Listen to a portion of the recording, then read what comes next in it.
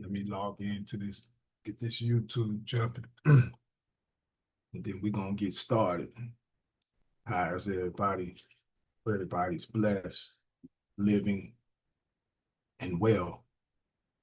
Again, it's your brother Isaiah with another one for all the conscious brothers and all the conscious sisters in the conscious community, keeping the struggle because we know that it's through this struggle that we grow. And also, I like to say that it is, in fact, a slow process for progress, and that this race is not to those who are swift, it's to those who can stay in it for the long haul. So you gotta stay in it. Uh, I don't offer legal advice. I'm not a legal counsel. I'm not an attorney.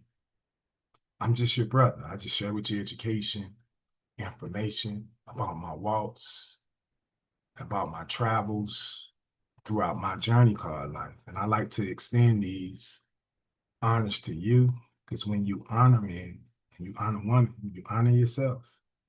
And I like to give all adorations to Allah, who I like to call the hidden temple of my life, and extend that same love to all of his messengers and all of his prophets. And I like to say peace to all of you, beloved brothers and beloved sisters, and grand rising to all of God's people. For we shall rise and we shall become a nation once again as we once were. It ain't nothing new under the sun. What we was yesterday, emphatically, we are still that today. And the proof is in the pudding. You hear me? And you can't hide the truth from us because we are made of truth. And we shall seek and find truth to the day we pass over. You can't hide the truth from us. You can't hide that which was already decreed to be known. How you gonna hide something from us?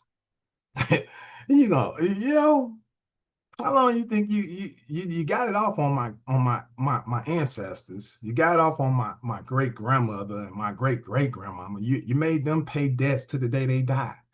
You made them live a whole life full of sin. Most of us don't even know that being in debt is being in sin. And I'm not saying this to challenge anybody's belief system or any of that. I'm saying this based off my own understanding and what I've learned. To be in sin is to be in debt because only persons are in debt. God didn't create persons. God created men and women. So when you operate as a person or you allow yourself to be identified by your person, because we all operate through a person. I'm in a person right now. That's what you're looking at on the screen. But inside of this person is a living being, a living spirit, which is alive. You see what I'm saying? So you understanding, that's why when a cop pull up on you, he say, do you consent to me searching your person because somebody's inside that body? You see what I'm saying?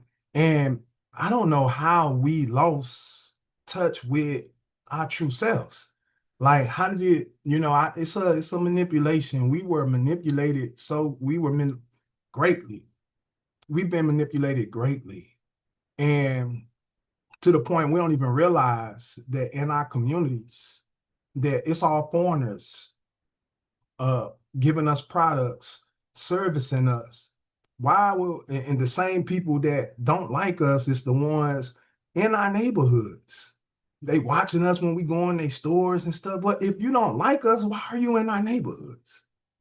You see what I'm saying? And we okay with that. We supposed to be the ones running the stores in our own neighborhoods. We supposed to be the ones manufacturing and producing the products for our communities. We don't need outsiders in our communities doing things that we have the ability to do ourselves.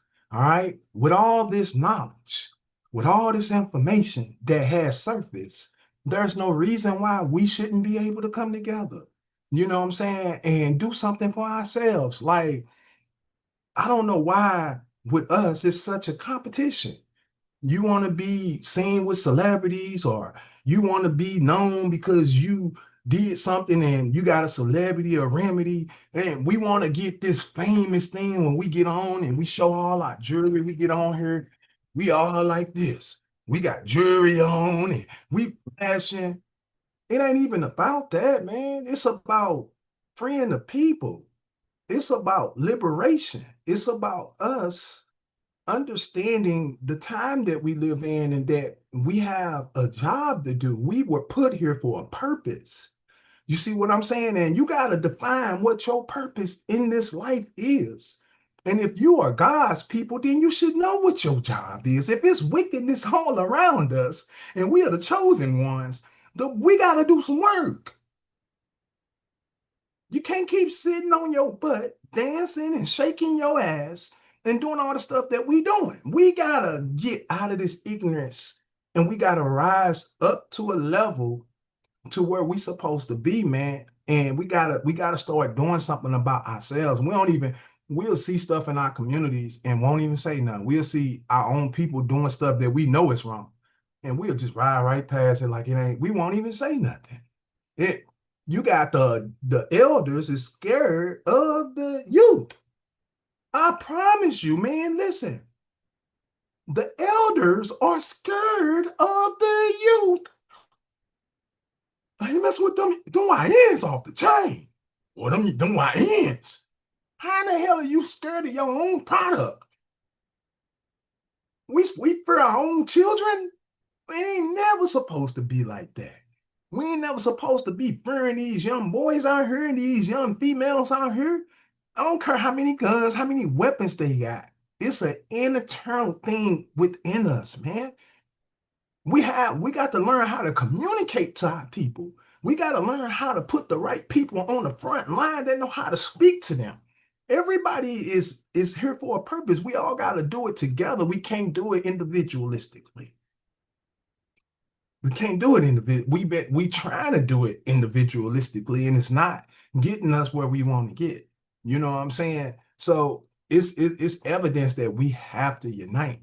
We have to unite one way or the other. We're gonna have to come together, and that's what you have to see, because everything else is against you. Everything. These people don't want to see you rise. They don't want to see you unite.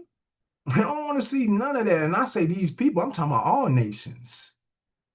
Because you are a very powerful nation and you are you being asleep allows everybody to be wealthy because you spend all your wealth with all nations.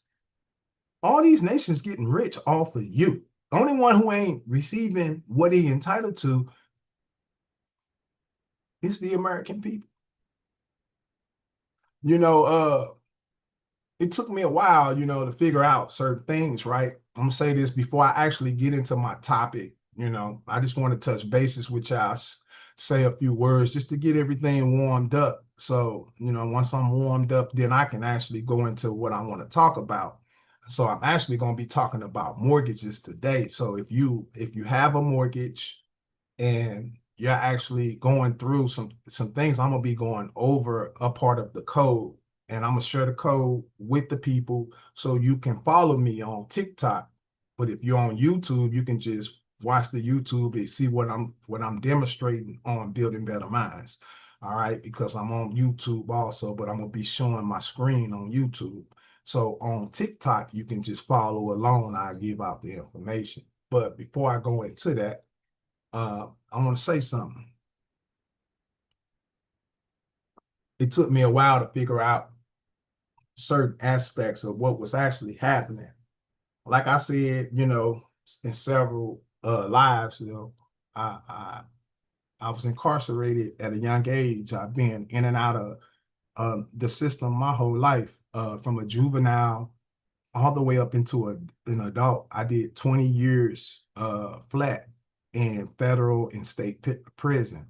From the ages of 19 all the way up into, like, man, I was in there for so long, I done forgot the time frame.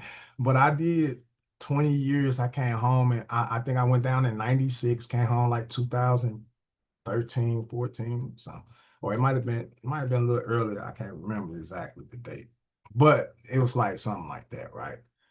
But to make a long story short, right? What woke me up? I'm gonna tell y'all what really woke me up when I was standing in the courtroom, right? And we got this thing in prison. If you've been to prison, you know what I'm talking about. When you go to court, they do what's called a blind plea. A blind plea is when you plead guilty to a charge without actually knowing how much time you're gonna actually get. You know what I'm saying? So, because the charges ranges from 1 year to 15 years. So a blind plea is to go in and plead guilty to the charge without actually knowing a set or having something in writing saying you agreeing to 7 years. So if you was giving me 7 years and we agreed that this was 7 years that I was wanting to get, it should be in writing, right? Because everything is legit, right? No coercion, no trickery, none of that. It should be in writing. But what they do is because they know that it's all deception and that it's all fraud and that they really don't have no claim because there's no injured party. And the state is making a claim of injury without a party being present to state that they're actually injured. That's fraud, right? So what they do is they get us to take what's called a blind plea. So you got an attorney. Now, let me explain to you, and this is just for educational and informational purposes. This is just my own understanding. TikTok, YouTube. This is not me telling nobody to do anything or trying to. I'm sharing my experience of what I seen. Okay, in my experience with dealing with the system. Okay, so the blind plea is where they got the attorney, right? So the attorney is the middleman. Now, when I was a kid, or I hate saying kid, but a child, when I was a child, I did childish things. Okay.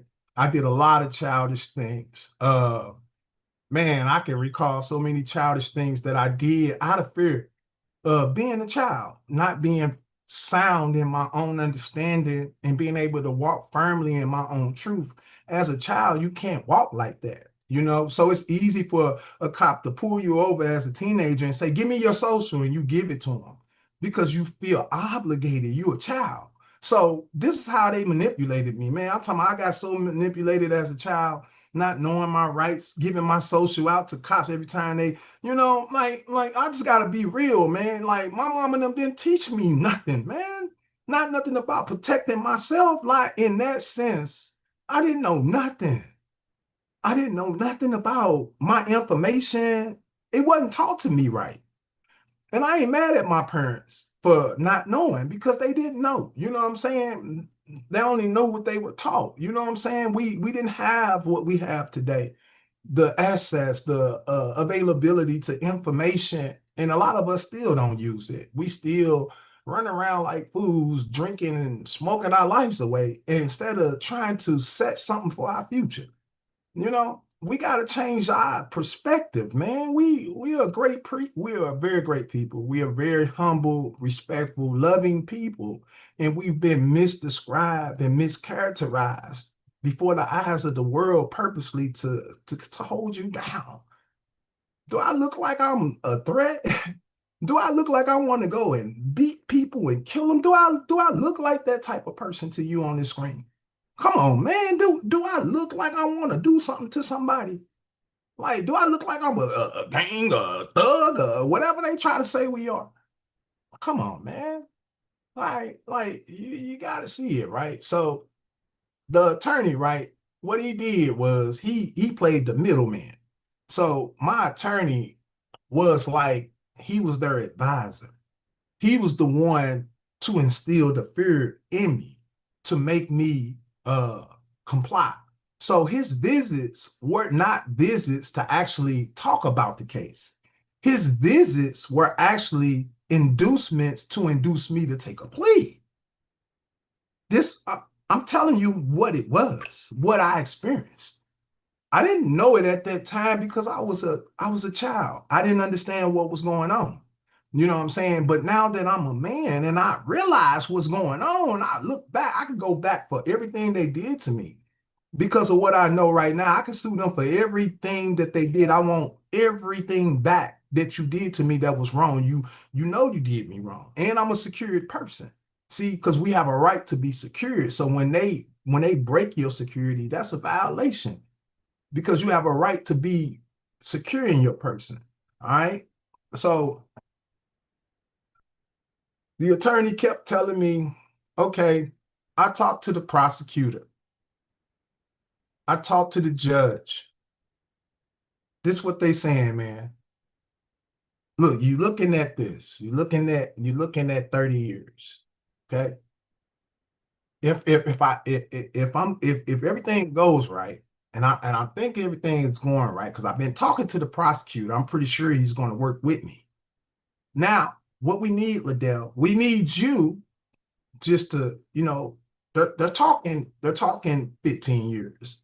I could talk them down to 7. Okay. But I need your compliance. Now, if I could talk them down to 7, this is their run on you. Yo, this how they doing us. Running. Listen, man, I was on the block one day. I'm hustling. We out here, we getting it. I'm talking about it's popping. You know what I'm talking about from the hood, boy. It's rocking out here. I'm talking about the set was rocking. I was out there, I'm like, man, this thing boom in the day. So we out here, we getting it. We used to call it, I forgot what we used to call the little area, but it was $1 million spot. You can go in there with $20, and by the end of the day, I guarantee you'll be on an ounce. You have an ounce, you can go out, you'll start from 20, and at the end of the day, you had an ounce. I'm talking about that's how many times you can flip. You can flip that many times in one day. When I say this was $1 million spot, I'm not playing. Man, so much money ran through my hands as a child. I just didn't know what was going on. I didn't understand. You know what I'm saying? I was just out here buying cars, and they taking my cars. I'm buying another one. They take that one. I go buy another one. This is what we was doing. Just giving the state property.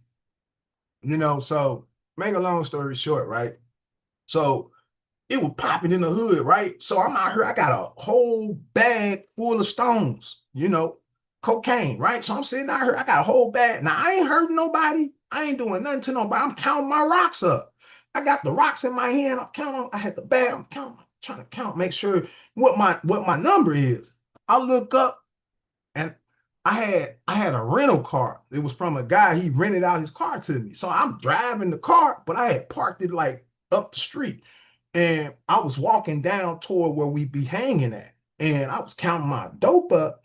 And when I heard a car like going, like spinning. So I look, it's the car I'm driving. I'm looking like, who the hell is in the car? So you know what I'm saying? I'm like, who the hell is driving the car? I look. When the car turned and busted you, the window come down. It was 2 police officers driving the car. On everything I love, they was driving the car, yo. So when they see me, they was going back that way, but when they see me, they shot down toward me. So I start running. Boom! I'm running. I, every time I stop, they stop. I run. They follow me. So I shot through a gangway. I shot between some houses, and I ran through the houses. So when I get it, because I was fast, so I got back there quick. So I panicked. I panicked because I'm hearing sirens and stuff from everywhere. I don't know where they at now, but I know I got these people behind me about coming. So I'm thinking like, where can I hide these drugs? Right? So it was a porch, and under the porch they had a whole bunch of boards. I ran down there real quick, and I put it up under the boards, and I ran back up in the yard. And when I started running to jump the gate, as soon as I grabbed the gate, somebody hit me in the head and I fell. And when I fell, that's when they jumped down on me and all of this and that. So it was this Caucasian guy. He come out.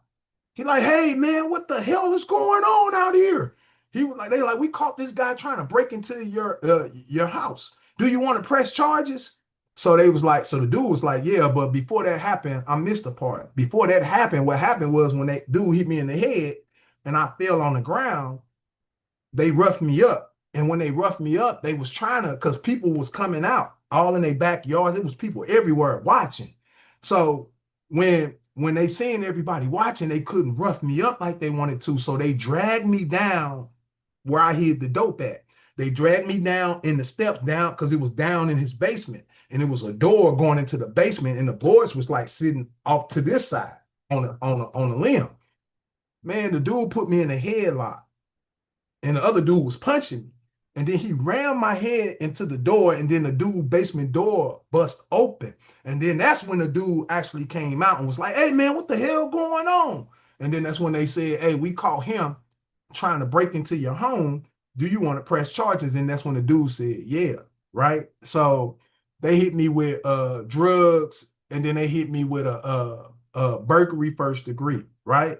They said I was trying to, man, I'm talking about this how crooked they is, right? So when I'm sitting in a county, this when the attorney coming to me with all this garbage, right? And I don't want to take the stuff, but I don't know how to deal. I don't know how to, I don't know how to speak in no courtroom. I don't know nothing about no law at this time, so I can't do nothing. I'm pretty much at bay, pretty much. So this is what they did. So they dropped the charge from a first degree burglary to a trespass, or no, a breaking and entry, right? They said because the way he wrote up the police report is that I was running from him and I kicked the man basement door in. That's the way he wrote it up. As they was chasing me, as soon as I kicked the door in, they apprehended me. This is how he wrote up his report, right? So because he wrote it up that way, they couldn't say that it was burglary because I didn't go in with the intent to burglarize. So you couldn't hit me with a first degree burglary, so they dropped it down, right? Now look, now check this out. So I'm young, I don't know nothing. I could have beat this whole case, man. It was bogus. But I didn't know. So we taking pleas. This is what we do. We take pleas, right? So he come back to me, say, "Look, man, you ready to go home?" I'm like, "Yeah, I'm ready to go home. I've been locked up for almost a year now. I'm damn right. I'm ready to go home." He like, I'm listening now. I'm finna go home.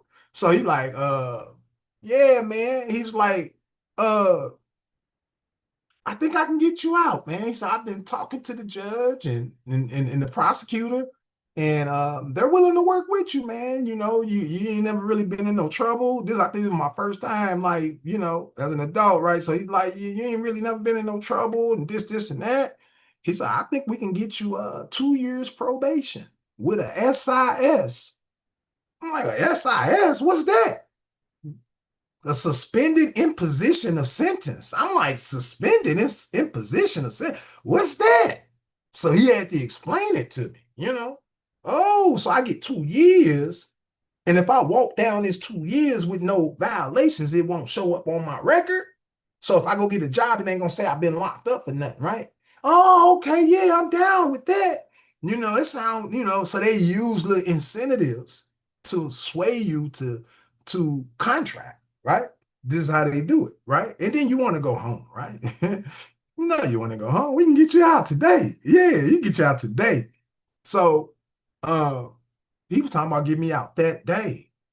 So I'm like, "Dang right, you know what I'm saying?" So he was like, "But this is the catch."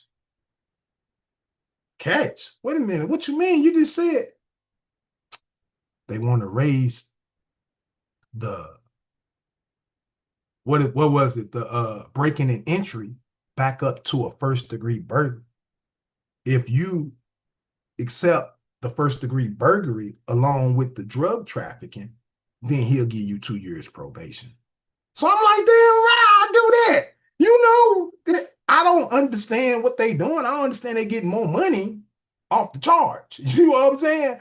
But I'm just showing you like how we get manipulated. You know what I'm saying? So I got manipulated. I took that, did that, walked that down. Well, I don't even know if I walked it down because I used to be off the chain.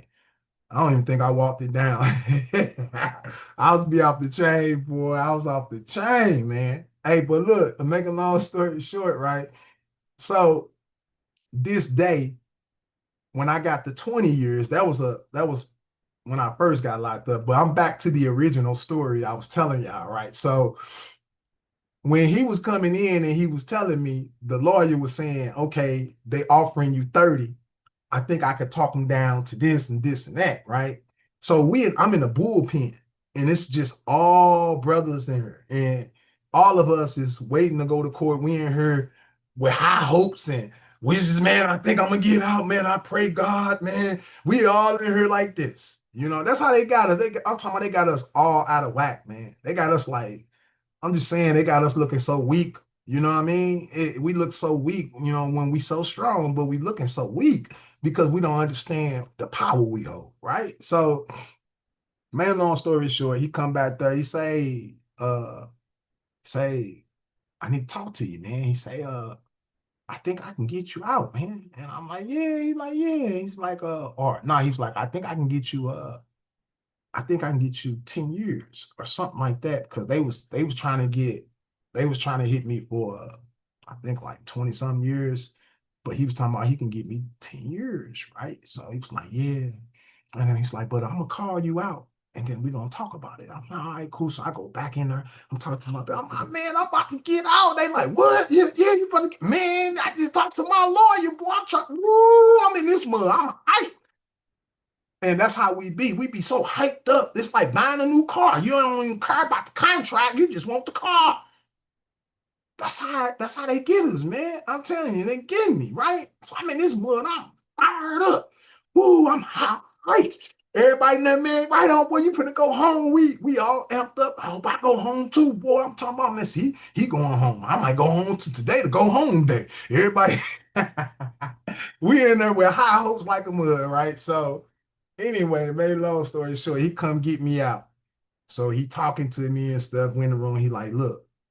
So he like, we're gonna do what's called a blind plea. And I'm like, well, what's that? And then he was like, well, your case carries from this amount of time to this amount of time. All right. So he say, I've already talked to the judge now.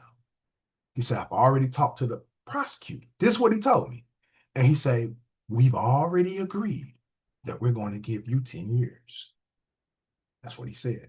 He said, all we need you to do, Liddell, is just go in here. And when he's going to ask you some questions, and when he asks you, did anybody promise you anything? You got to say no. This is what he told me. He said, you got to say no. Because if you say yes, then it's going to mess up. It's going to mess up everything. So you just got to go in there and you got to trust me, man. You got to trust me. And it's what he's telling me. So, and I'm looking at all this time that they can give me. So you basically telling me to plead guilty without actually having a signed agreement. Take your word that I'm gonna get what you saying, but plead guilty to a charge that can give me life. But take your word that they're gonna give me 10, but you ain't gonna put it in writing though. You see what I'm saying? This how they did it. So this how they do us all the time. This is what they doing right now. Guaranteed, right? So anyway, so I'm like, all right, man. I said, all right, cool. I can do it. But in my heart, I feel bad. I feel something ain't right. I just know it in my heart. I say something ain't right, man. I just couldn't put my hands on it. I just knew something was wrong. Because why would you make a deal with me and everybody agree to it, but it can't be in writing though? You know what I'm saying? I gotta accept your word that what's being said is true.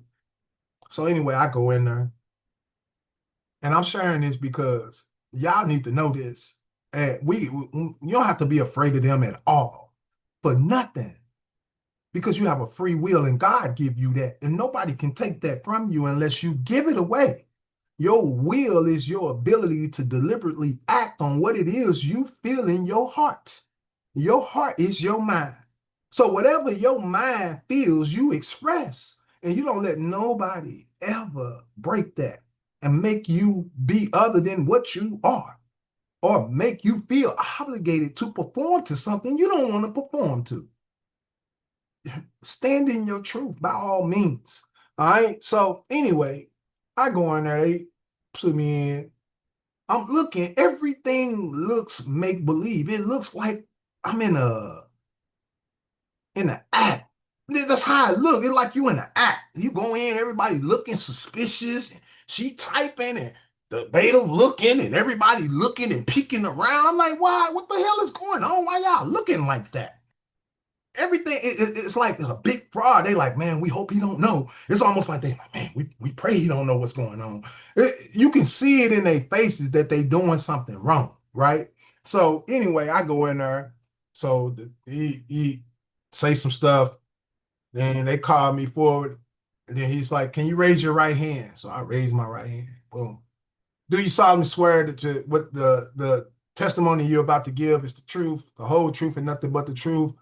Uh, he said, do you swear or affirm that that the testimonies you're about to give are the truth, the whole truth, and nothing but the truth, so help you God? Yes, sir. What is your name? I give him my name. He asked me how old I was. I told him how old I was. He asked me, was I under the influence of any drugs, alcohol, marijuana, or any other type of substance? No, sir, I'm not. Then he said, do you have any children? I told him, yes, sir. Because only a living man can accept a plea, right? Or plead guilty. A person can't. Only a man can, right? So when they need you to plead guilty or to go to jail, they gotta put you under oath, and you have to speak out and agree. You see what I'm saying? And that's what binds you. You see what I'm saying? Because they getting you to consent to something, right? So he asked me, he said, did anybody promise you anything today? And when he said that, I told you I didn't feel right. Something wasn't right. And I'm like, hell yeah.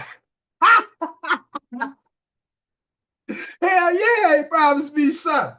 So I I don't know what happened. I started saying something. So the judge was like, whoa, he wasn't expecting me to say that. So he was like, wait a minute. He called my attorney and he said, you need to take your client out and talk to him. So they took me out the courtroom because I was like, hell no, I ain't finna just plead. No way. I know how much time you can give me. So he take me back. We go in the thing. He like, what the hell? I told you, man. You can't do that, man. You gotta trust me. He like, man, please, he begging me. At this moment, the man was literally begging me to just go along with it. Please, trust me. I ain't gonna lie to you, man. I promise you. You know, you're only gonna get 10 years. But in my heart, I need this in writing. So I go on here and I go on ahead and I break my own spirit and I go against my own will. And I go on ahead and comply. But my will told me not to. You see what I'm saying? And I knew right then and there that something was wrong because when I started saying stuff in that courtroom, like, yeah, he did promise me something and all that, everybody, you should have seen how they was looking. If I would have known what I know now, it would have never went, they would have never been able to get no jurisdiction because they would have never been able to hear the case because I would have never consented to nothing until you prove to me your authority in writing. Until you give me something in writing, I do not consent. I object. You have not proven your authority. You cannot issue an order. I'm gonna keep doing that until we get to the end of the case. You ain't finna every order you try to issue. I objection. I don't consent to that order. I have not received jurisdiction in writing. Jurisdiction must be proven. It can't be asserted. You do not have the authority to hear the case. They don't have the authority to hear the case. They're doing implicit and implied contracts by verbally trying to move forward and getting you to consent to them actually hearing the case without actually proving their jurisdiction in writing. When you demand jurisdiction in writing, you do not allow them to move forward. You do not allow them to hear no cases. I don't care if it's a trial date or what it is, you challenge the jurisdiction and you demand that jurisdiction be proven in writing. And if he don't prove it, you don't interrupt because if you interrupt, they're going to hit you with contempt. So you don't have to interrupt. You sit there, you let him say what the hell he going to say. And when he get done talking, that's when you tell him, I object. I do not consent. You don't have the authority to issue an order unless I have written verification in writing today in this court. Until then, you cannot move forward with this case. And you shut up. That's it. All you got to do it. Just every time, because everything he say is an offer. If he say, oh, okay, Mr. Lewis, you don't have to agree. We're going to just set a court date anyway. We're going to set a date for July the 2nd, such and such at 9 p.m. Does the state have anything they would like to add? Mr. Prosecutor, he's going to say whatever you got to say. Then they're going to come to you. Mr. Lewis, yes, I object. I do not consent to a new court date, to your orders, or to the prosecutor entering information into the record, for he is not a first-hand party of interest. He was not there with me at the time when the incident took place. Therefore, he has no authority to enter into this record. See, when you know the law, they can't get around it. You know the law. The prosecutor is not a first-hand witness. He's not a first-hand party. He was the prosecutor there when the cop wrote the ticket.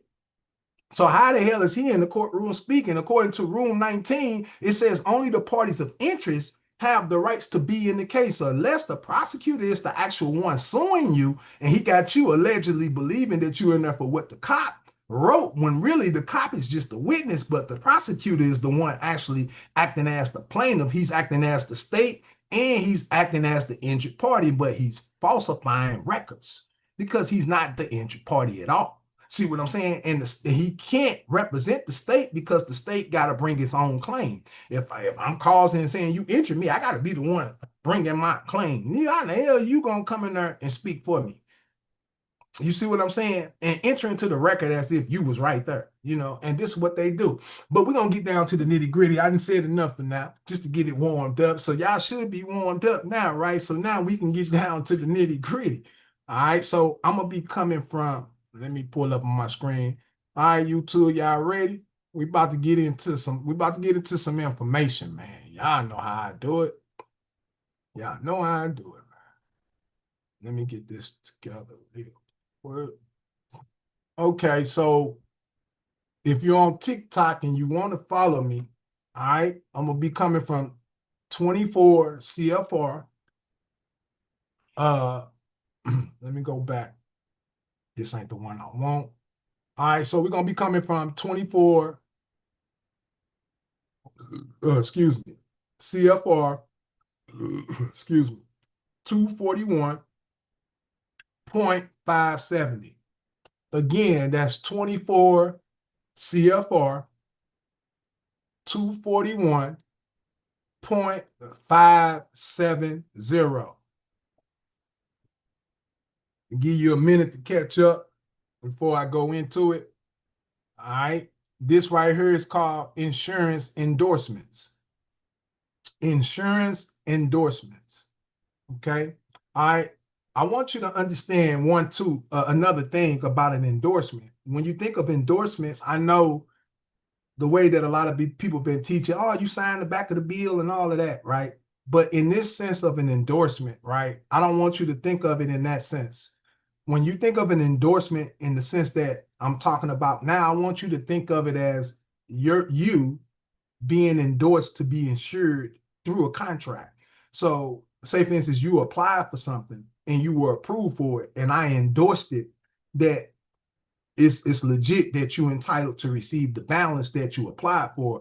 So an endorsement is when you've been selected to receive a balance, so they endorse you. So I want you to look at it in that sense rather than you endorsing a bill. So let's read this, right? Now it says, initial endorsement. The commissioner shall indicate his or her insurance of a mortgage, right? Now we're going to look at what a mortgage is, the hyperlink, right? It says the mortgage or a deed of trust insured or held by the commissioner or a state agency under Part 221 or 236 of this title, or the purchase money mortgage taken back by the commissioner in connection with the sale of a HUD-owned project and held by the commissioner, where such mortgage, deed, or trust or purchase money mortgage is secured by eligible low-income housing. All right, so this is talking about mortgages, okay? Like when you get approved for a mortgage, right? All right, so usually when you get approved for a mortgage, the one that endorses your mortgage is the commissioner of finance. the finance commissioner. Most of y'all probably don't even know who that is, but every state has a finance commissioner. Okay. And he's over all financing for the state. Okay. Now check this out. Now it says initial endorsement. The commissioner shall indicate his or her insurance of a mortgage by endorsing the original credit instrument and identifying the section of the act and the regulations under which the mortgage is insured and the date of insurance. So a mortgage is actually not what most people think, like a debt that you owe. Like they say, a dead pledge. A mortgage is actually a secured loan, meaning the person receiving it is receiving a security interest and a secured right to installments of a mortgage. Whether or not they receive those installments that the mortgage grants them is something totally different. You have to understand what the contract is, though. It's a secured loan. Okay. Now it says final endorsement when all advances of mortgage proceeds are cash-like payments. So the proceeds of your mortgage is what the lender is actually entitled to receive as his payment of the due balance. But if you don't pay the proceeds, then they collect them from you as cash proceeds because proceeds are considered as cash payments. So that's why they collect from you in cash, right? Now check this out. When all advances of mortgage proceeds have been made and all terms and conditions of the commitment have been complied with to the satisfaction of the commissioner, his or her shall indicate on the original credit instrument the total approved for insurance and again endorse such instrument, right? Effects of endorsement. From the date of the initial endorsement, the commissioner and the mortgage lender shall be bound by the provisions of this part to the same extent as if they had executed a contract, including the provisions of this subpart and the applicable sections of the act. Now it says insurance upon completion.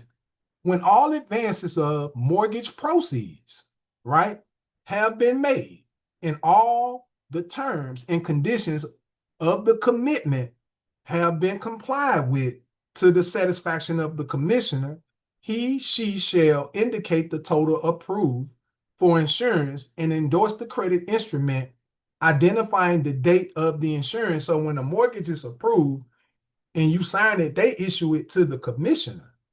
So now you understand what they actually doing with the mortgage. They actually issue it to the commissioner and he endorses and it approves you for the balances, the proceeds, right? Because the way that principal and interest work, principal is usually the balance you receive physically as an instrument. So the principal will be the instrument as like a check balance, right? And the proceeds will be like the credit that you should have as an available balance in your account.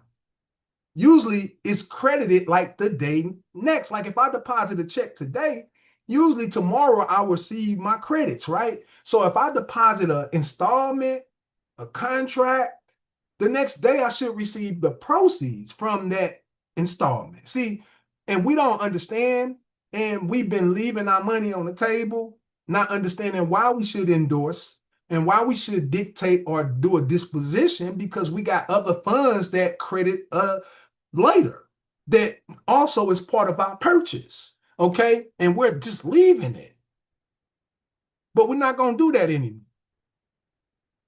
We're going to hold them accountable to their obligation to provide what they said that we were approved for.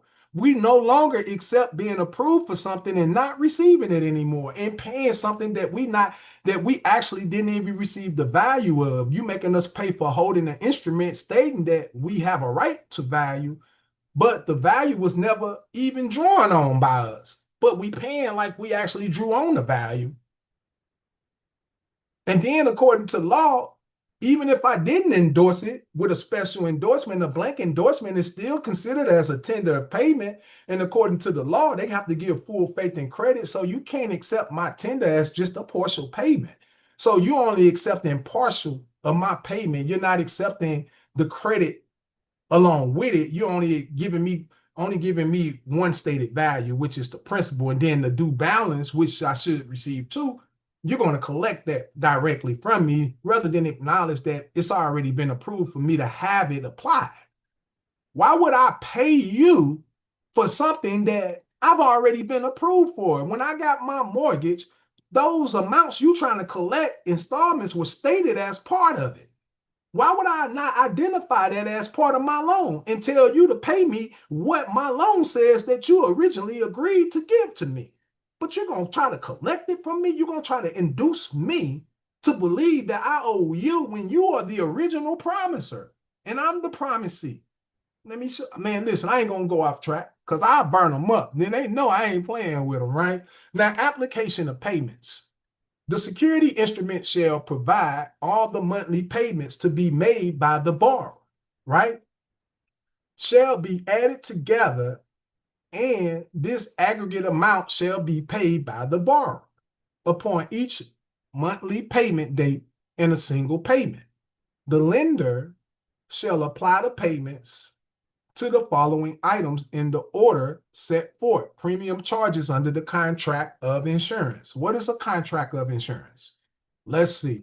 A contract of insurance means an agreement evidenced by the insurance of an insurance certificate or by the endorsement of the commissioner upon the note given in connection with an insurance loan, incorporating by references of Regulation 203.44 ETSEQ, right? And the applicable provisions of this act means an agreement evidencing by the insurance of an insurance certificate. So, or by an endorsement of the commissioner upon a note given in connection with an insured loan, incorporated by. So, a contract of insurance is a contract where you're receiving the contract, but the contract is issued to you as an insurance, as a right of receiving funds, right? For the purchase of what you're trying to do. So, like, usually when you want to buy a car from a dealer, you have to purchase an installment because the installment is what actually purchases the car. You see what I'm saying? Without purchasing the installment, you can't purchase the car. Okay. So when you paying, you're not actually paying off the car. The car is part of the installment. You're actually paying off the agreement. And once the agreement is paid off, the car is yours clean. In order to have title, original title, then you got to buy the agreement for the vehicle you're trying to purchase. You got to pay it with the actual money that the agreement gives to pay with. You can't pay outside of that value. In accounting, you can only use source funds. Debits and credits generate on the same accounting levels. There are two matching principles. So if you issue a principal, then you got to pay it with its matching balance. Double bookkeeping entry. A receipt showing a deposit and a demand for a liquidation or a reduction by evidence of a deposit, which is evidence of an unpaid balance that has not been applied. If I deposit something and I can prove I made the deposit or I issued a deposit to your company, then I have a right to receive the purchase value of that instrument. These are laws that they can't get around, man. Like, all right, so we're gonna go interest on the loan, admiration of a principal of the loan, right? And deficiency in the amount of any monthly payments required under paragraph A of this section shall constitute an intent of default. And the loan shall further provide for grace period of 30 days with the time of default, right? So every month, these amounts are supposed to be paid by the borrower, right? The borrower means the owner. So, like I said, they use the term borrower, but the borrower holds a special status, right? They identify him as the borrower, but really the borrower is the owner over the funds borrowed. So if somebody else is collecting something the borrower owns in a different capacity, that's a violation of ownership because I purchased as the borrower, but I own it right out as a lawful holder, right? So the borrower means the owner or qualified purchaser of an eligible low-income housing project, which the owner receives and becomes primarily obligated for repayment of an equity loan. Why did they call it an equity loan? So you're receiving something in equity, and you become directly responsible to repay the value that you're receiving with respects to the loan insured, meaning the value that you have the rights to pay is already approved, and they have to accept your insured right to deliver that value. So if I deliver the amount due on a stated medium as the total value paid, you have to accept that as part of the value of the agreement. Like, what I mean is that I can issue a contract with another instrument attached to it as the payment or the other side that's not paid yet, as the due balance being paid along with the instrument together as a total payment, meaning you receiving interest and a principal payment as the total stated payment balance payable toward the agreement. So this is equity. And anybody insuring you a right to pay has to accept your payment. They can't deny you the rights to pay a balance that your contract says you hold the rights to pay. You got the rights to deliver that value, to write that instrument up and say, hey, this is only for the payment of the lease. This is only for the payment of the mortgage. This is only for you got the rights to attach the value of your agreement with another instrument representing that value. Not paying them with nothing else. I'm saying that this check represents the value in this instrument that I owe you. This is not to be deposited. This shall be for settlement only. I'm settling what I owe. I don't have to pay you anything. I already got the value. And that's what you need to learn. And that's what you have to understand. You try to pay something that you already hold a balance on. If I can guarantee you right now, if you got a car contract and you've been making monthly payments towards your car contract, you're doing it wrong because you already got the balance that you're trying to pay. You just ain't using it. You can call right now on an automated call right now. Call them up, put in your account information, and it's going to say, you like to use our automated system and all that? Yeah, I want to use the automated system. And then it's going to ask you, would you like to know your last payment, your balances? It asks you all that stuff. It's going to ask you, would you like to know your total balance? You're going to pick yeah. Select, I want to know my total balance. I can bet you any money that when you select that button on the automated system and ask for the total balance that your account says that you hold right now, I bet you the total balance of your loan is the total amount you got approved for. I guarantee you, if you go and you do it, it's going to tell you that your total balance is the total balance of your loan. And it's approved. It's basically on account. But you ain't using it. Instead, you're being charged for it because you don't know how to use it. But it's there. Believe that. It's there. And you can call and verify it, just like I said. And it'll tell you that your balance is the balance you was approved for. And then you got to ask yourself, well, if I got a total balance already on file saying that I got this amount, how do I convey that amount? How do I actually use it? Because it's there. You can call your credit card. It's there. I'm trying to tell you, it's there. All right, now check this out. Now, applications of payment. All right. Now, I think I'm supposed to go to the next page. All right, so payment privileges and prepayment charges. All right, it says prepayment privileges and prepayment charges. The security instrument shall contain provisions permitting prepayment of the loan in whole or in part upon any interest payments dated after giving to the lender 30 days advance written notice. And it may contain a provision with the approval of the commissioner for a reasonable charge in the event of prepayment. the borrower shall be permitted to prepay up to 15% of the original principal amount of the loan in any one calendar year without any additional charge. A provision for the charge in the event of prepayment may not include a loan of 200,000. So prepayment in full of a mortgage or a partial prepayment or series of partial prepayments that reduce the mortgage terms by a least 6 months, at, except where the prepayment in full or partial prepayment results from an application of condemnation proceeds, right? So basically, a prepayment, like when you prepay your loan, like when you pay your loan, it should reduce it. It should, like, if you receive 50,000 as a principal loan and you repay it back, to repay it back is to pay back the same value that was issued to you.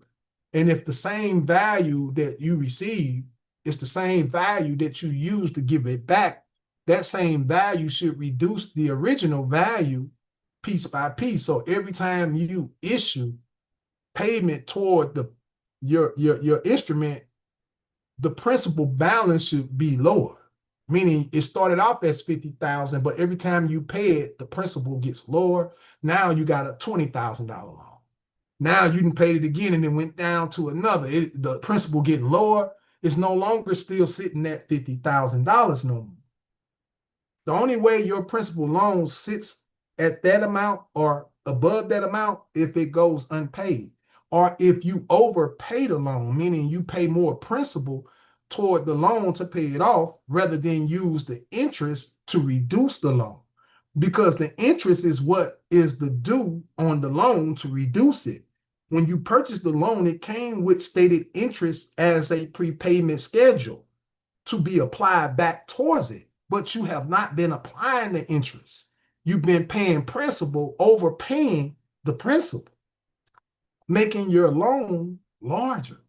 Your debt to ratio, to credit ratio is out of whack.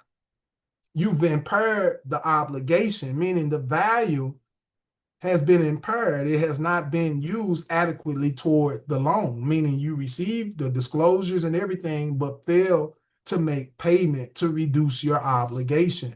You came with a right to liquidate or to defer that debt by applying the payments of the debt toward the debt, and then it would defer. It would reduce itself, right? And this is something that you have to actually learn. And there's many ways to operate, but I just wanted to show y'all this. All right. So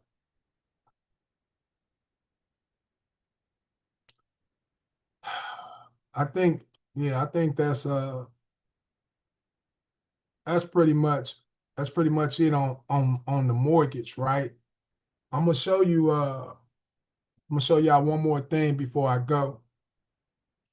I'm gonna go to what is it? 16 CFR. I'm gonna show y'all one more thing. 16 CFR part 444. So we're going to 16 CFR part 444. You know, 4 represents the foundation. All right. So we're going to the foundation of it all, right? It's called credit practices, right? Credit practices. So we're going to pull this up. I'm going to show you something, and this is for your benefit.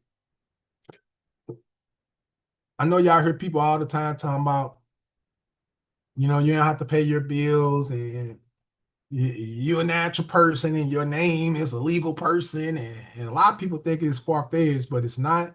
You just got to learn, right? So we're going to go to the beginning of this. It's called deceptive credit practices, right? Now check this out. The first thing that pops up is definitions. It says a lender is a person who engages in the business of lending money to consumers within the jurisdiction of the Federal Trade Commission. So you're in the Federal Trade Commission because we're trading assets in the Federal District of Columbia through the United States Federal Corporation as a service provider. So all business is done in the federal district. Even if you think you're in America, you're still doing business in the federal district if you're doing contracts, right? So what I want you to pay attention to in the definition is that it says that a lender is the person engaged in the business of lending money. So what they're supposed to do is lend money, all right? Most lenders are collecting money. But in here it says they're supposed to lend money, okay?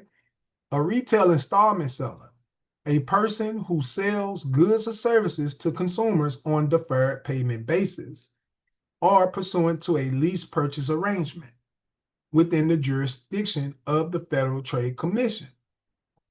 Now it says a person is an individual, a corporation, or other business organization, right? So an individual is an organization, right? And the reason why, because every individual at the time of the individual establishment of the individual account that we all individually use as our individual identity, it was three officers on the title of that document: my mama, my daddy, and me. That's an organization. No matter how you look at it, it's when two or more people come together to organize something for the benefit of another. So that's an organized, listen, man. All right. So you got an organization, it's called a person. All right. So individually, we operate as persons, as an enterprise, right? Now, consumer, now, why would it say person, an individual, corporation, and other business organization? And then right below that, it's a consumer, a natural person who seeks or acquires goods, services, or money for personal, family, and household use. So you got persons, which are individuals, and then you also got consumers, which are also natural persons.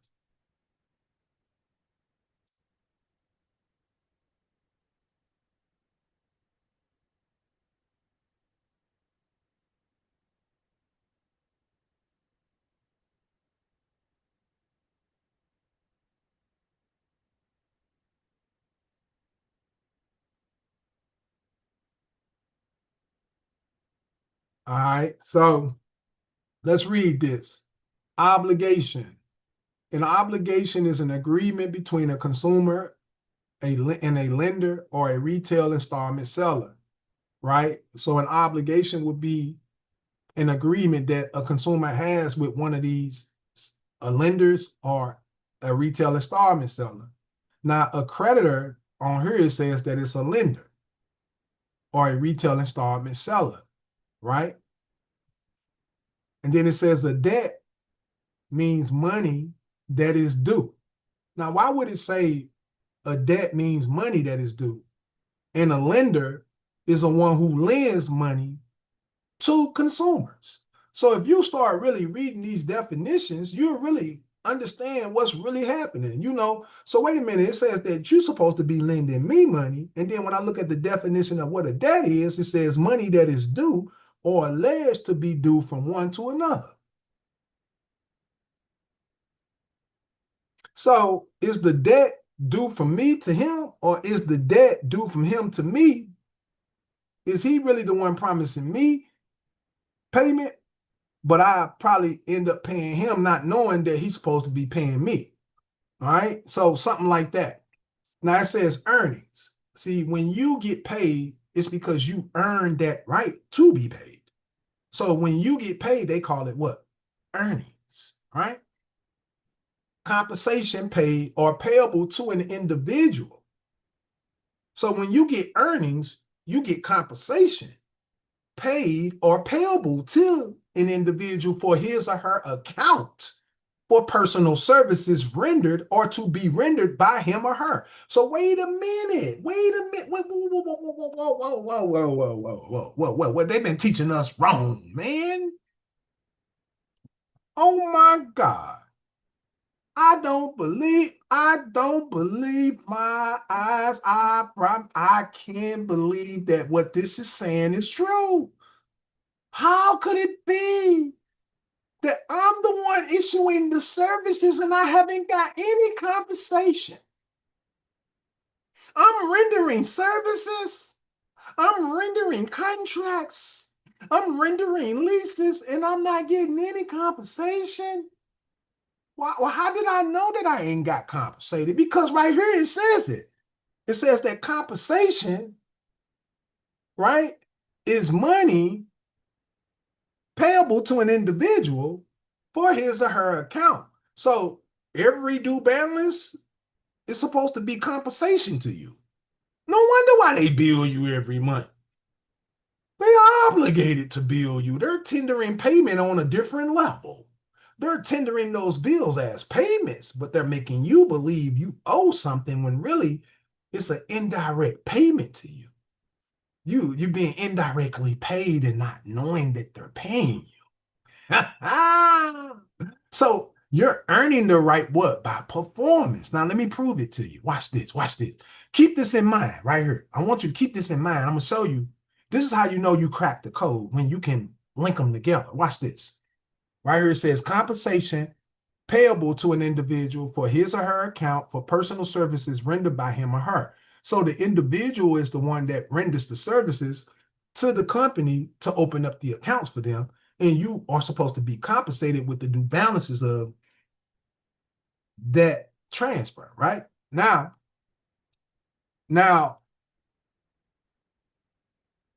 the only, but when they bill you every month, right? They're paying, they're paying you every month by billing the due balances due to you through a bill. So every month when they issue a bill and it says this amount is due and it got your legal name on it, first, middle, last, that's the child's name registered in the system on the birth certificate. When they registered your name, they registered it as a full name. They didn't use surname and given name. They used the full name as the name of the child. So every bill states that the amount is due to the child, right? And it's compensation for the services rendered by the child for his or her account.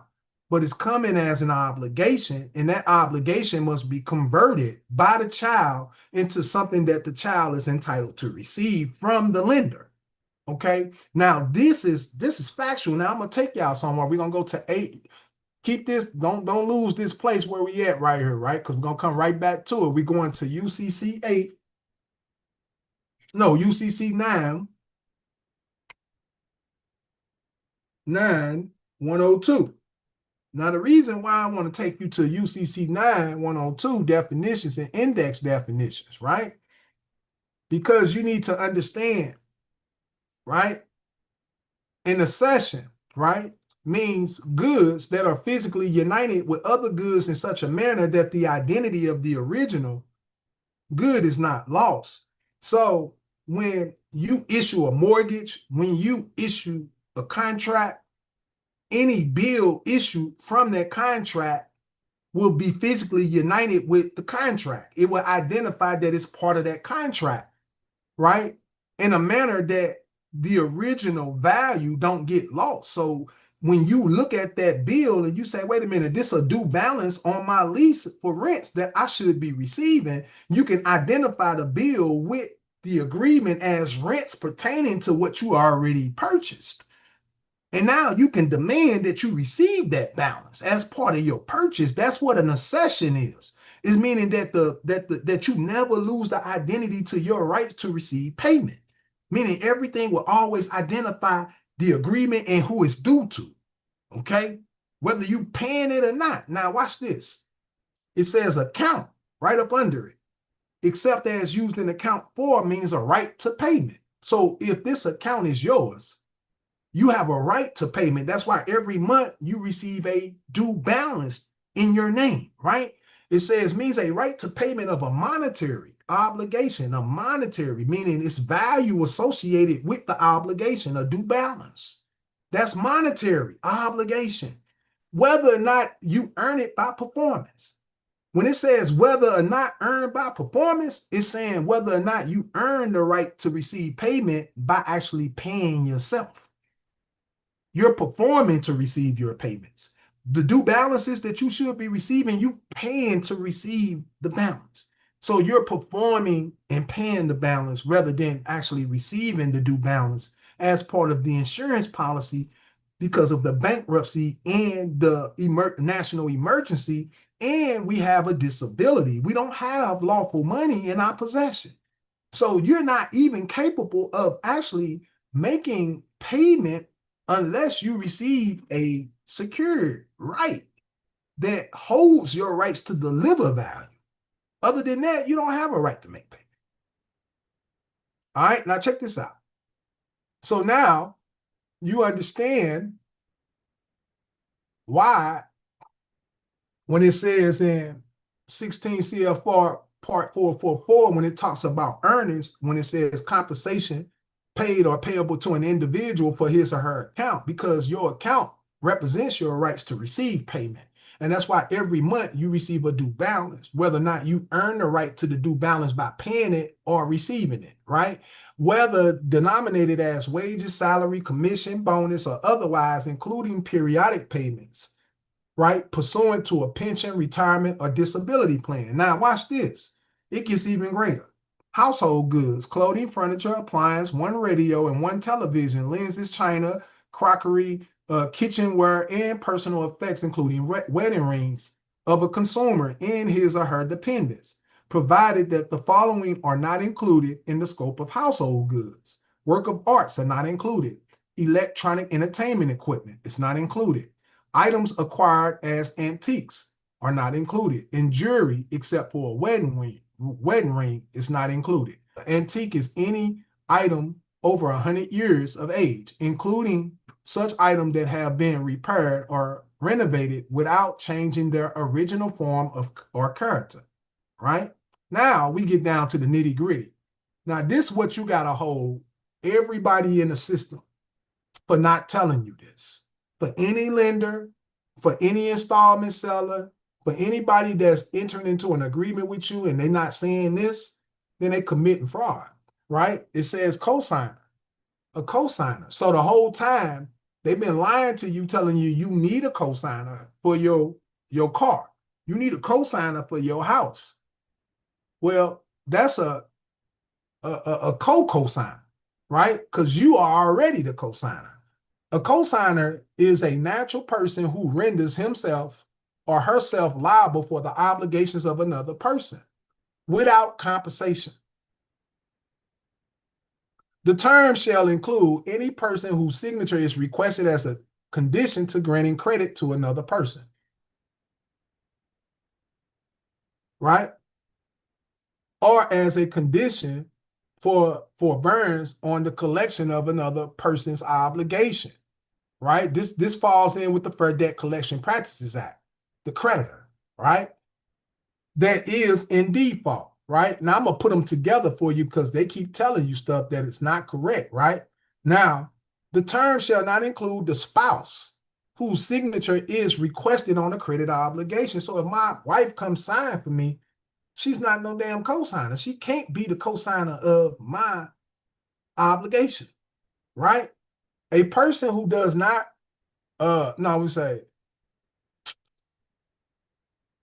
whose signature is required on a credit obligation to perfect the security interest pursuant to state law. So basically, when you get a cosigner, right, they've been lying, telling us, oh, you need a cosigner. You need a cosigner. But according to this right here, whenever a retail installment seller or a lender asks for you to get another person to sign, they telling you need a cosigner. But according to this, it's saying they need somebody to perfect the interest so that your interest is perfected so you can deliver the interest for the contract. Because the interest is what the contract is based on. All the balances are interest balances being disclosed to you as an APR, right? So when your wife or your mom or somebody signs, it's to perfect that security interest, right? Y'all remember what I showed you. I said a person to whom an instrument is payable is determined by the signer. Whoever signs the instrument is the one who dictates how it's paid. So when you have a right to payment and your interest is not good enough to perfect the right to pay, we need another person with a better perfected interest rate to perfect the interest so you can pay. That's what this is, man. A person who does not receive goods, services, or money in return for credit obligations. Is it a mistake? It's not a mistake. It says it right there. It says a person who does not receive services. Like if you open up a bank account and they not servicing you, not processing your EFTs and stuff, you ain't receiving services or money in return for a credit obligation. You do not receive compensation within the meanings of the definition. A person is a cosigner within the meaning of this definition, whether or not he or she is designated as such on the credit obligation. So even if it don't say you a cosigner, if it say you the borrower, if it say, I don't give a damn what it say. God don't create borrowers. God didn't create purchases. So any title is a capacity. You're in a capacity. So if you're issuing obligations and you're not receiving nothing in return, then you are the debtor. Watch this. So when it says a natural person who signs, a natural person who renders himself or herself liable for the obligations of another. All right, now another person. The obligations that it's talking about, a lot of y'all got it wrong. Oh, they making me liable for my debtor. Your account is not a damn debtor. You don't have no damn debtor account. You got a credit profile. Why do you keep calling yourself a damn debtor? You're not a debtor. He said that we could not be the tail. He said we had to be the head. In order to be the head, you got to come back to sound understanding, man. You got to be one of the people. The people use this, man. You're not no debtor. Your profile don't say nothing about you being no debtor. Nothing. It's a credit profile, and anything reported is to be collected. You just lack the understanding that you're supposed to be the one collecting. It's being reported as collections that they owe to you, but you think you owe the collections to them. You don't understand collections. Maybe you need to Google legal definition of collections. Maybe you get a better understanding of what it really means. See what I'm saying? You got to change your perspective, because actually they are the debtors. They are the ones that makes the promise. They are the ones obligated under their promise.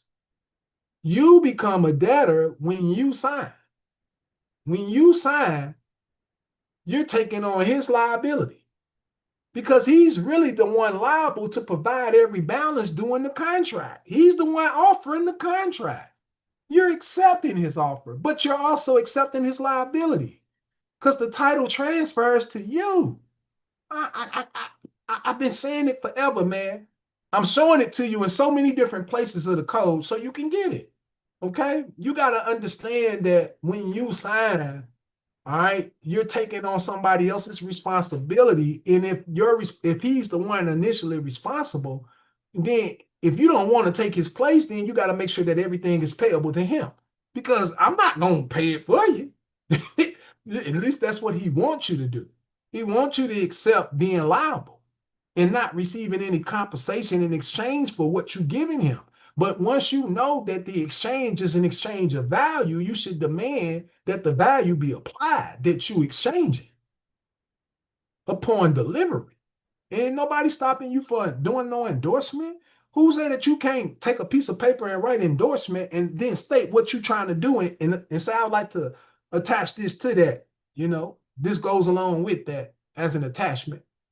You see what I'm saying? And then you can go and reserve any rights, record any rights that you hold, because the whole thing is he's obligated to pay. Now, I'm gonna show y'all one more part of this, right?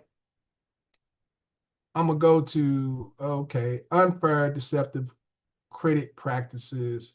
So I'm gonna go to 444.3. So click on next till you get to 444.3. Now, in 444.3, it says in connection with the extension of credit to consumers and affecting commerce, as commerce is defined by the Federal Trade Commission Act, it is a deceptive act or a practice within the meaning of Section 5 of that act for a lender or a retail installment seller directly or indirectly to misrepresent the nature or the extent of the cosigner's liability to any person. So if they misrepresent your liability in any way and make you perform in a way that the contract don't call for, that's a deceptive act in practice, because they know that you're supposed to pay interest, but they're accepting cash payments as formal payment because cash is considered as legal tender, even though it's not lawful payment in lawful species, right? An unfair act or practice within the meaning of Section 5 of the Act for a lender or a retail installment seller directly or indirectly to obligate a cosigner unless the cosigner is informed prior to becoming obligated, with it, which in the case of an open-end credit shall mean prior to the time that the arrangement creating the cosigner's liability for future charges is executed, of the nature of his or her liability as a cosigner. So before you become liable for the due balances on the contract, on the loan agreement, they have to first let you know you're a cosigner.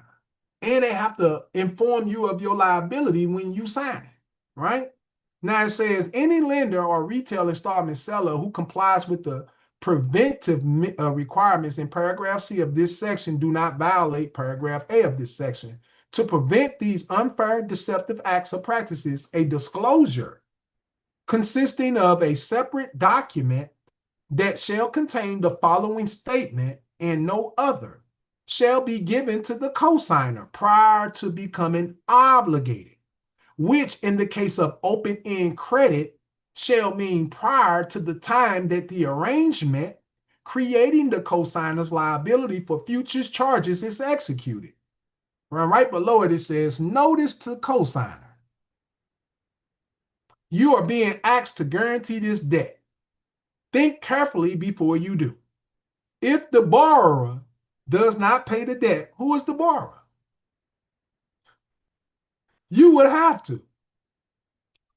Be sure you can afford to pay. It says if you have to, and that you want to accept this responsibility. You may have to pay up to the full amount of the debt if the borrower does not pay. You may also have to pay late fees or collection costs, which increases this amount. The creditor can collect this debt from you without first trying to collect it from the borrower, right? The creditor can use the same collection methods against you that can be used against the borrower, such as suing you, garnishing your wages, etc. If the debt is ever in default, that fact becomes part of your credit report. Notice this notice is not part of the contract that makes you liable for the debt. So this is what they're supposed to give you before every credit agreement. They're supposed to notify you that, because the debtor is the United States or the state, because the state is the one guaranteeing the currency.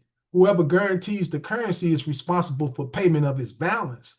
The one receiving the currency as an extension of credit or a loan is entitled to the balance, but has to draw it upon the state or the institution responsible to pay the balance to him, because they are the debtors. The debtors are the ones making the offers, and the creditors are the ones who are being promised the offer, right? Now check this out. I'm going to show you this last thing before I go. We're going to go to the Contract Act of 1872.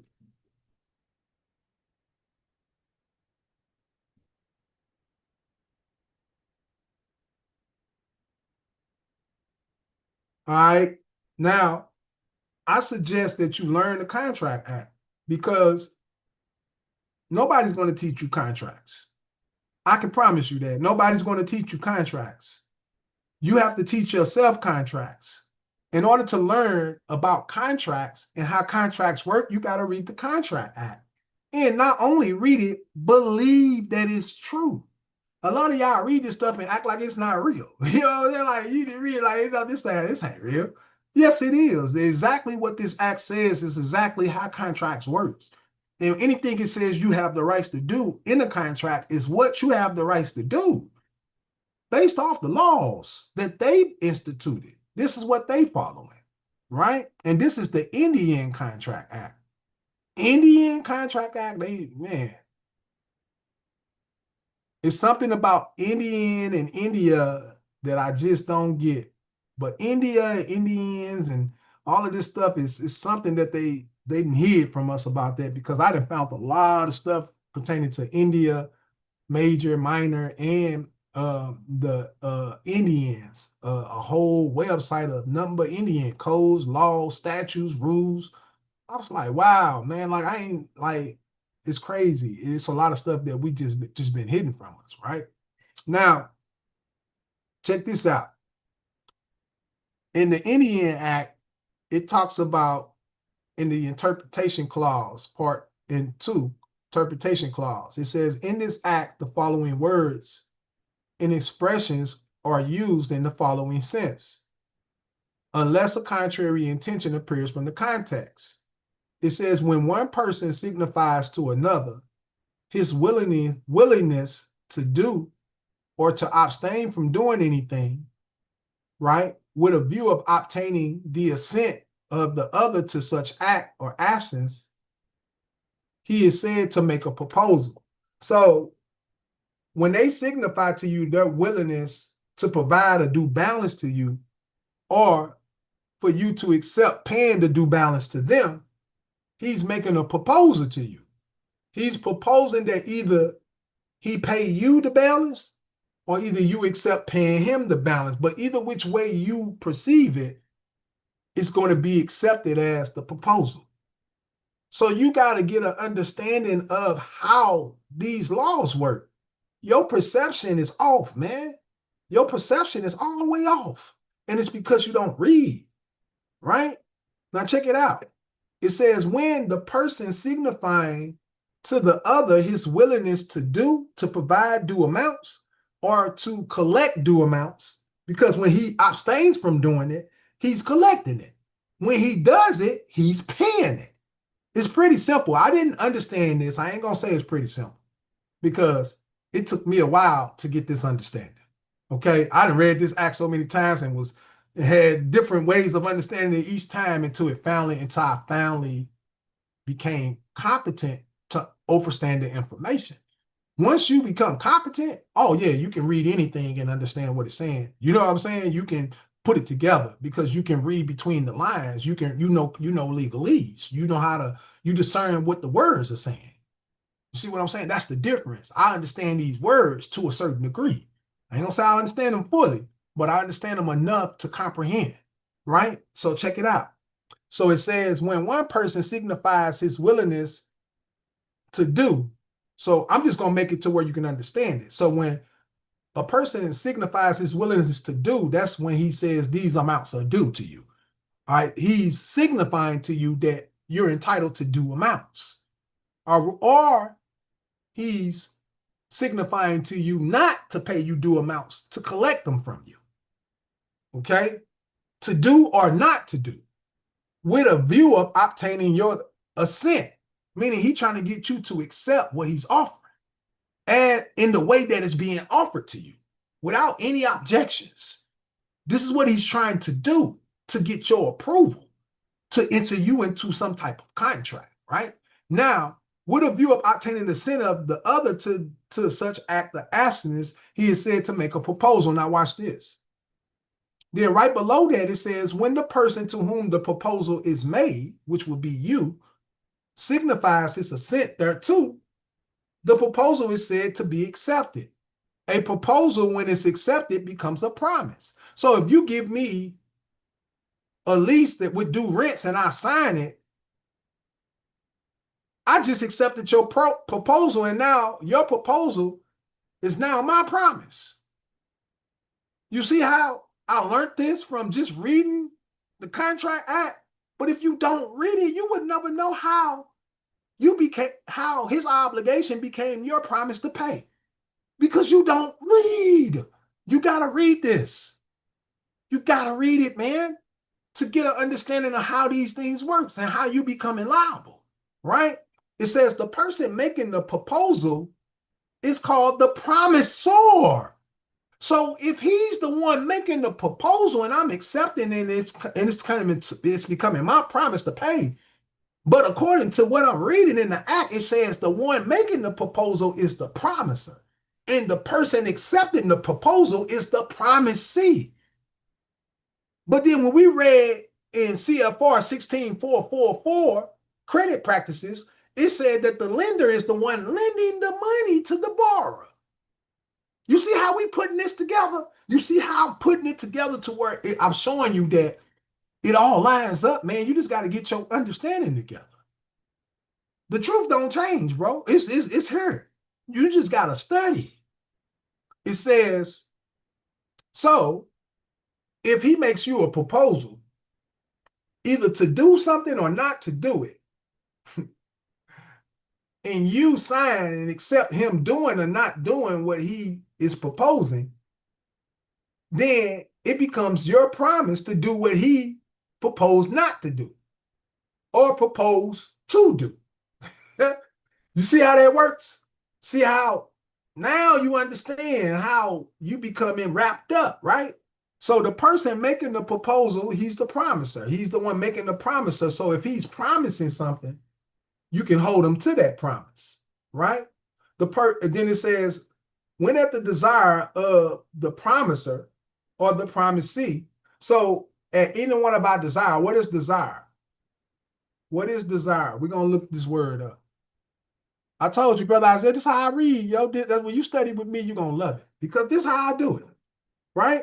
We got to look up the legal definition of desire. I know you got an understanding of what you think desire means, but we're going to look up the legal definition. Because I want to know what it means legal. Since they using it in legal terms, legal definition of desire. See, this is how I learn.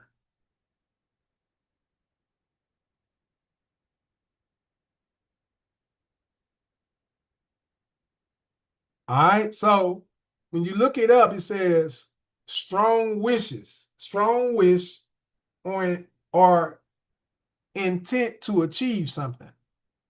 In legal contents, the term desire refers to a strong wish or intention to achieve something, often influencing the decisions and actions in legal matters. It can appear in a legal document. Hold up.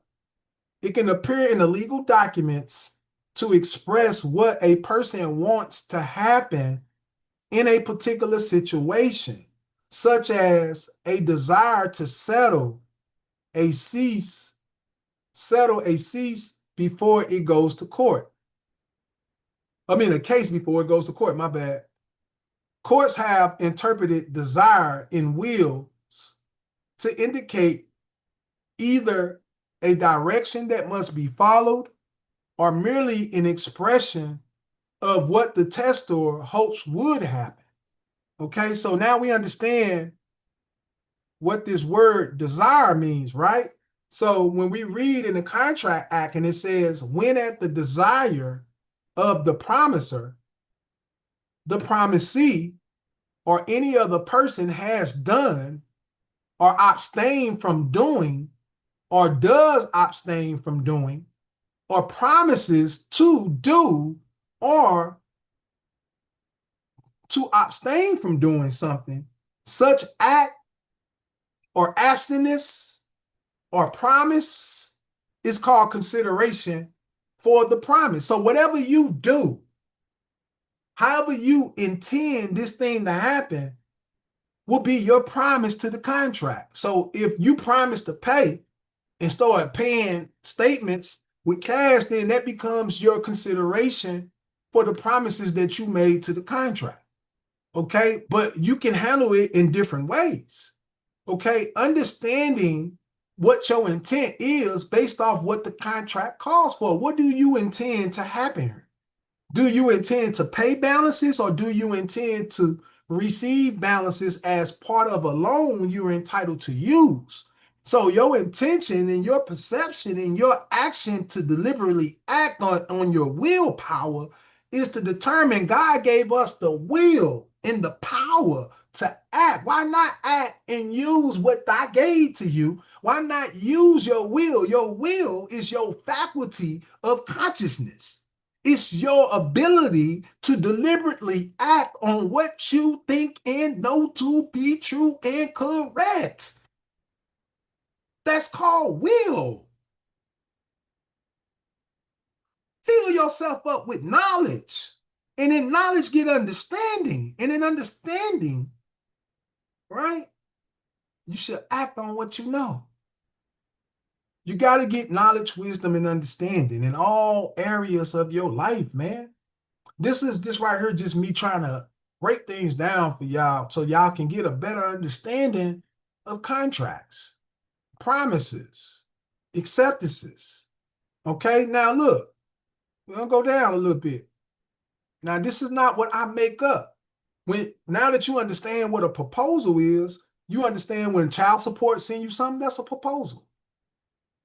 Anybody issuing or communicating with you is making proposals to you. You're not bound to nothing. You're not nobody's debtor. You're not nobody's slave. You have a free will. Your free will is to do what you desire, but you keep allowing people to impose their contracts, their offers upon you. And your acceptance is not just by merely writing or signing. Your acceptance is by tacit, implicit agreements, by you not saying nothing. If I send something to you, you hold it too long, you accepted it. That's the way the law works. That's called law merchant. These are things you got to learn. It ain't something for me to teach you. It's something you got to learn on your own. You got to do your due diligence. You come in the world knowing nothing. You ain't know half of the stuff, you ain't know nothing you know now when you were born. You know how to talk, you know how to walk, you know how to tumble, you ain't know how to sing, you ain't know how to write words, you know how to do nothing. Look at what you've learned. Coming from nothing to something. And then you limit yourself. You stop growing. You know why? Because once we reach a certain age in life, we start thinking we know everything. You can't tell us nothing.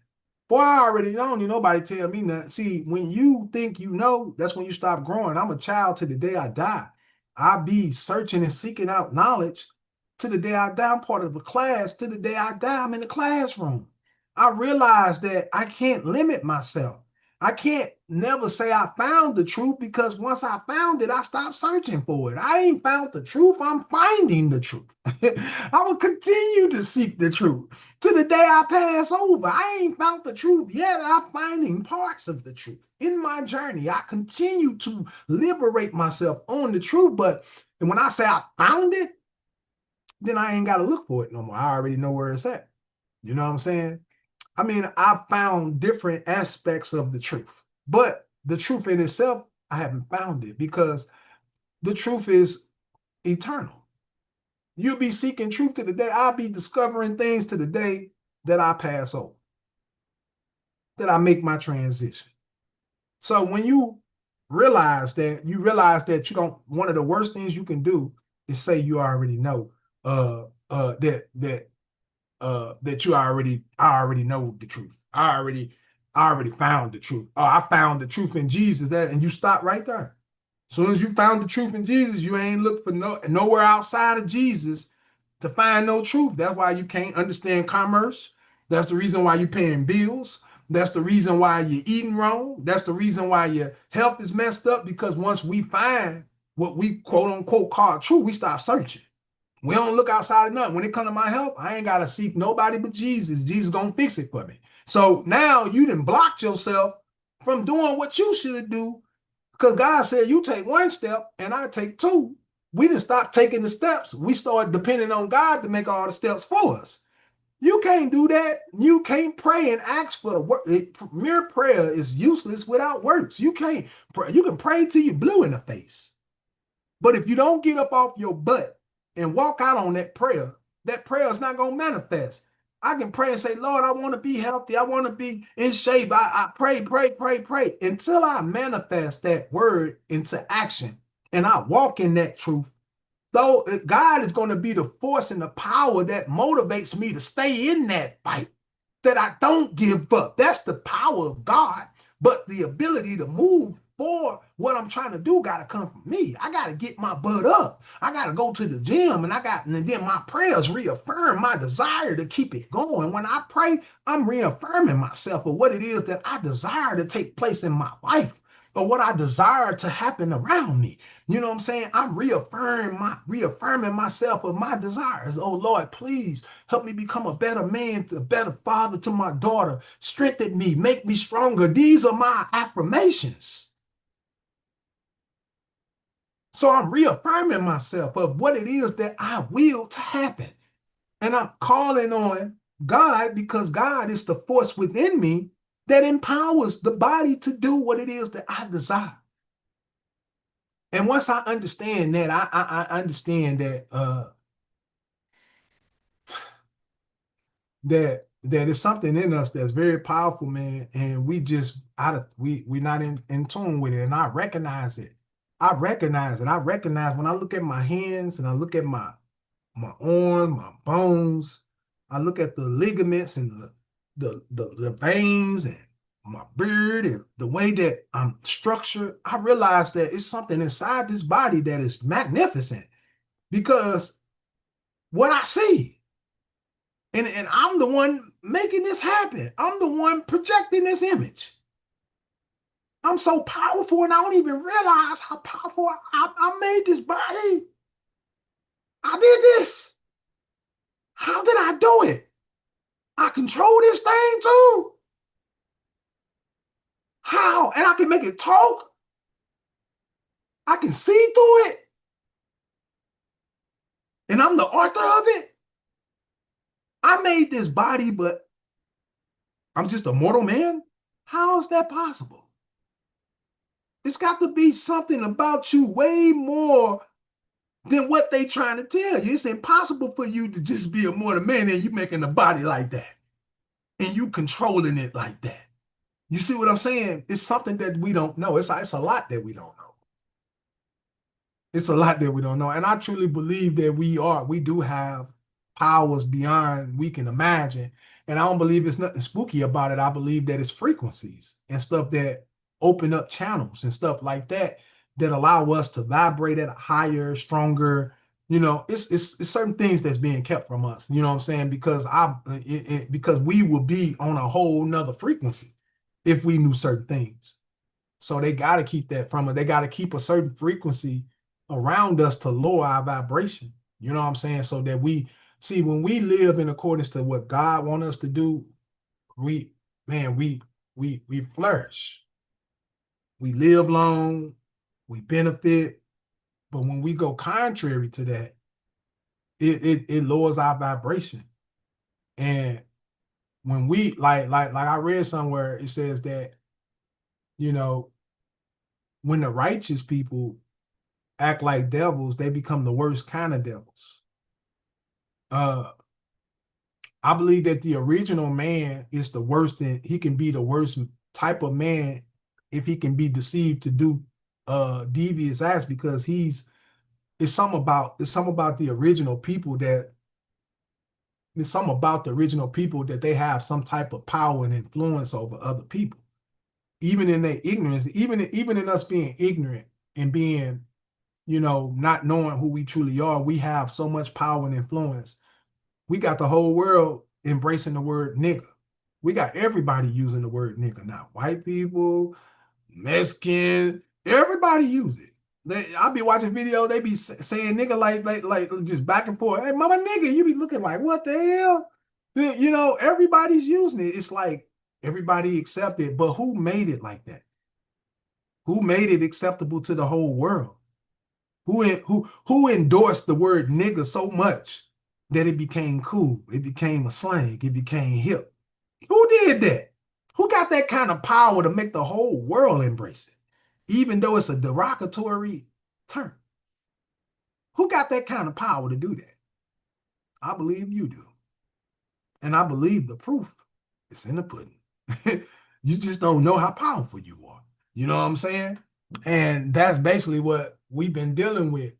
But like what I'm showing you on the screen and stuff, man, this to really help you understand that, you know, we in bankruptcy. In bankruptcy, they can only offer insurance, man. They can't sell you nothing because they bankrupt. How you gonna sell something when you don't even have lawful money? Y'all operate under currency. If I apply for a loan, you don't even give me nothing lawful, you give me currency. And currency comes along with real value as part of your purchase. So you purchase, that's why they say it's a secured loan, because you don't have to pay out your pocket. You already got due balances in your agreement that you can use. Why not use the due balances as part of the agreement? Why would I pay rents out my pocket when the lease grants me rents? And the lease, it don't even make sense. You say security interest. I got a security right. You don't even understand what a security interest is.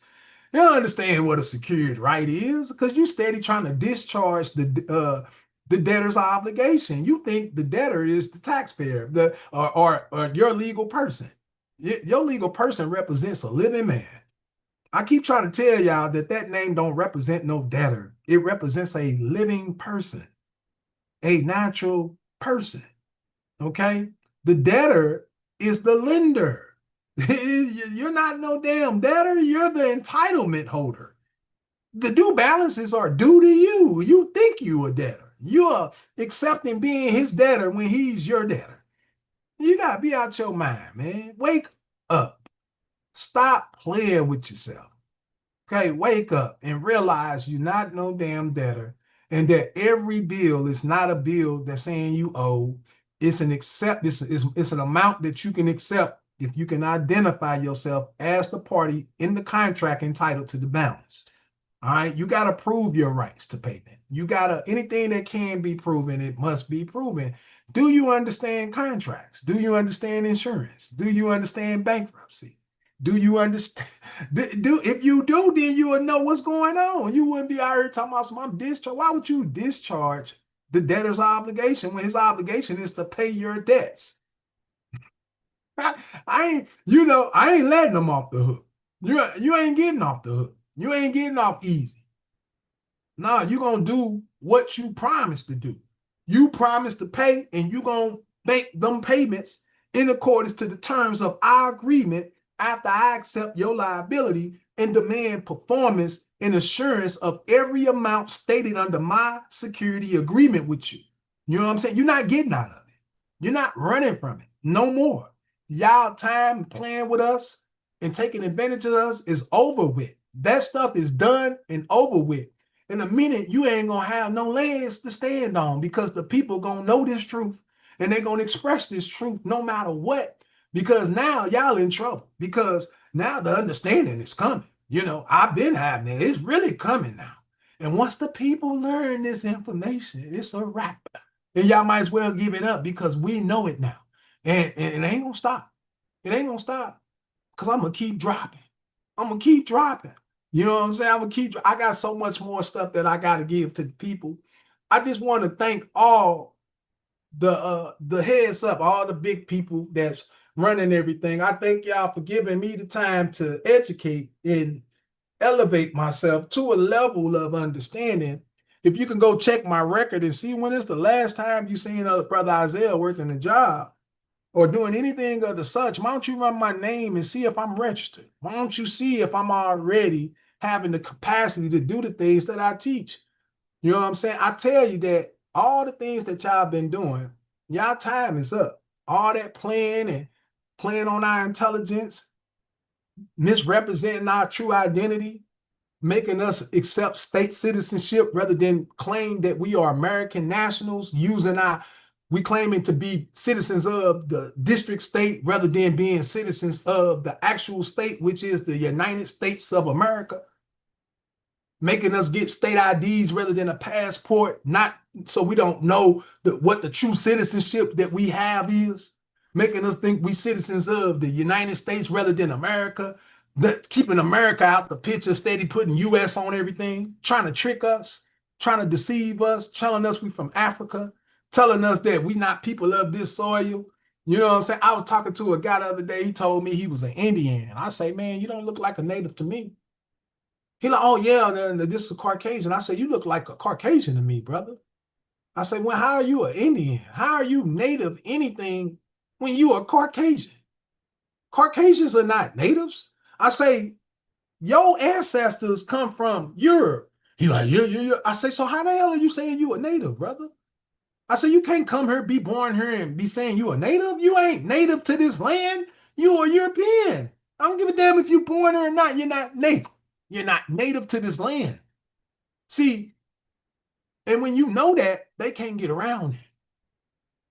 You know what I'm saying? How you a native? I ain't never known a Caucasian native.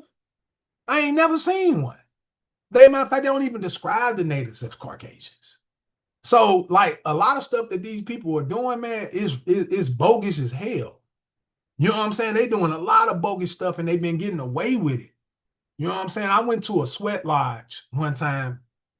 You go in a sweat lodge with the Indians and they be having it hot as some mud and you sweat.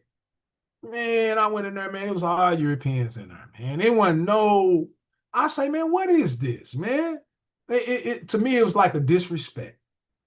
It's the same people that basically savaged the Indians is the ones acting like the Indians. Like that, I mean that's some cold disrespectful stuff, man.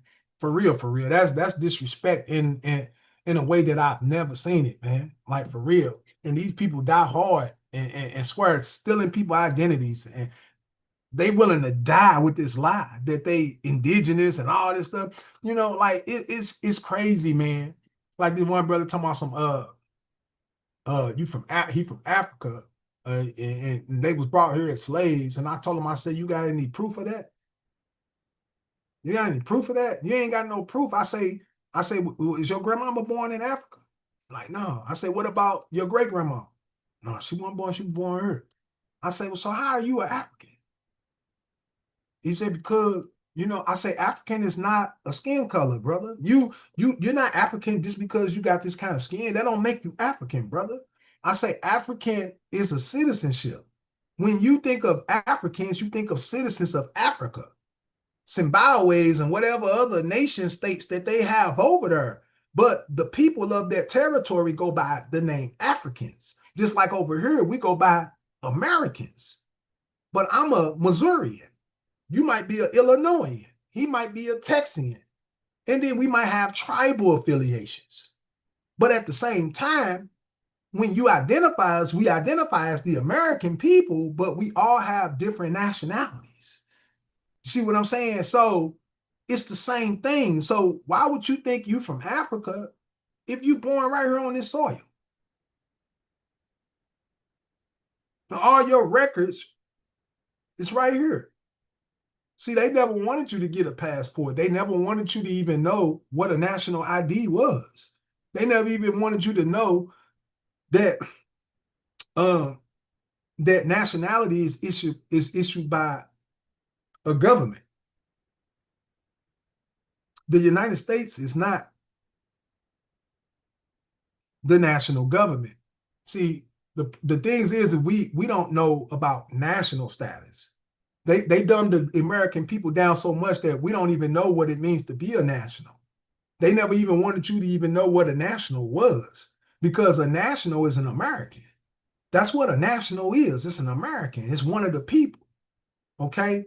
But then you got U.S. citizenship. That's a secondary citizenship created in America, right? It's like a business relationship, right? That we have with the state for business purposes. Okay. When all the people come here from other countries, they cannot be Americans because their nationalities is not American. If you from China, you a Chinese. You can't come to America and then start saying you're an American. No, they don't work like that. You still a Chinese. I can't go to China and start saying I'm a Chinese. That is not how it works, man. It don't work like that. All right. So You got to understand that when these people come to America, they are not considered as Americans. They are considered as U.S. citizens. U.S. citizen is a secondary citizenship that can be acquired by foreigners to do business here in America. All right. But all Americans also hold citizenship in the US because we were born in America, and America is occupied by the US. So by law, by birthright, we automatically acquire a secondary citizenship. But that's not our primary citizenship. Our primary citizenship is American citizenship, and we gain the rights to register as American citizens when we apply for an American passport. Of course, that's a certain way you should apply, but you got to learn. Okay. But as an American, you gotta declare that. You see what I'm saying? Because everything is lost at sea. So as a national, your national status has to be claimed because ever since we've been operating and rested in the district. You see what I'm saying? Nobody even knew. Like, I didn't even know that you're not considered as to be in America until you actually apply for a passport. I never knew that. I never knew that. Until then, they consider you in the District of Columbia. I never knew that, man. Until I did some research. I started reading and studying, and then I found the laws that broke it down. I was like, damn. So basically, you don't enter into America until you make an entry through the passport. Your entry is the date that you enter when the passport is issued, and then when you depart is when your passport go out. You consider to depart America because you got to remember it's under occupation. So any citizenship has to be acquired. So that's the trickery. You see what I'm saying? They never told us that we had to acquire our American citizenship in order to operate. We never needed no state IDs in the first place. In the passport application, it tell you that if you don't have an ID, you just get two people with IDs to come down to verify who you are. You see what I'm saying? As long as the two witnesses got IDs, and you ain't got to use one. You can use an affidavit of identity recorded in the county declaring yourself as a national and get two U.S. citizens to back you up. You see what I'm saying? Like, it's so many different ways we could have went about handling our business on that passport, not knowing. Instead of using state IDs and all that stuff, we could have went to a whole nother round, went a whole nother route in order to get those passports and then as nationals, right? And then they don't even honor you as a non-citizen national just by an affidavit declaring that you're a non-citizen national. You have to submit competent evidence, meaning that your declaration has to be recorded in the county. It has to be ran in the newspaper or something, or either has to be signed by a judge or a clerk or an officer who's constitutionally in office. It got to be signed by an American officer. It can't be signed, you see what I'm saying? You are one of the United States courts. So anything that's recorded with the court saying you a national or something can be used and attached to your passport because they only accept competent evidence, meaning evidence that's admissible as competent evidence, and only admissible evidence is anything that's in the public record. So if it's in the public record, then it's admissible as evidence. You need to go read the rules of evidence. Y'all got it's so much information out here for you to learn. Go read the rules of evidence so you can learn what the rules are when it comes to evidence dealing with courts and everything. They got certain rules that they go by. So you might be thinking you're doing stuff right and you ain't doing it right. Go read the rules. And when you read the rules, follow the rules, and then you'll do it the right way. It's not hard for us to do the things that we have the rights to do. We just have to learn what those things are, and then when we learn them, we must act on it. But I'm gonna get ready to get up out of here, man. I hope. Hey, listen, I got a webinar coming up too this Sunday. The webinar is gonna be dealing with women's equal rights, to demand equal rights as far as wage payments and stuff like that. And I'm gonna be going over how to get lawful wages from your job. You know what I'm saying? Because you're entitled to receive lawful wages whenever you provide services to a company, like what I showed you. If you issue an application to work with a company and you issue information to them, and they didn't compensate you for that, then you never received any benefits, you know what I'm saying, for anything that you did. So lawful wages come from the United States Treasury, not from the Federal Reserve System.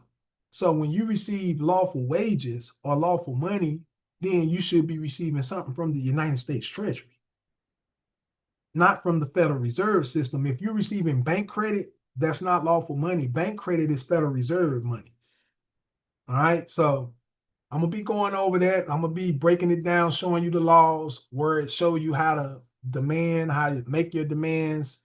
It's one thing for somebody to tell you that you're entitled to lawful money for working in your job, but it's another thing when they can pull up the laws and let you read it for yourself, where it tell you yourself that you're entitled, not just to a payroll check, that you're entitled to lawful wages.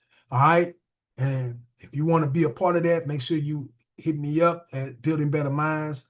Should be something on there, but I got a video out. I'm gonna put out some more videos with the links. So if you want to be a part of that, you can actually tap in so you can be privileged to that information, because without the information, you can't do nothing. So if you really want to learn, even if you don't act on it right away, just to have it in your possession. So whenever you ever feel the urge to want to act on it, you got it. You know what I'm saying? That's any information that I provide, anything that I offer, even if you don't feel the need to use it, like I ain't at that level yet, still get the information, still participate and get the information and store it until you're ready. Like me, when I first started, I didn't know everything. I didn't learn everything right away. And that's why I say it's a slow process for progress.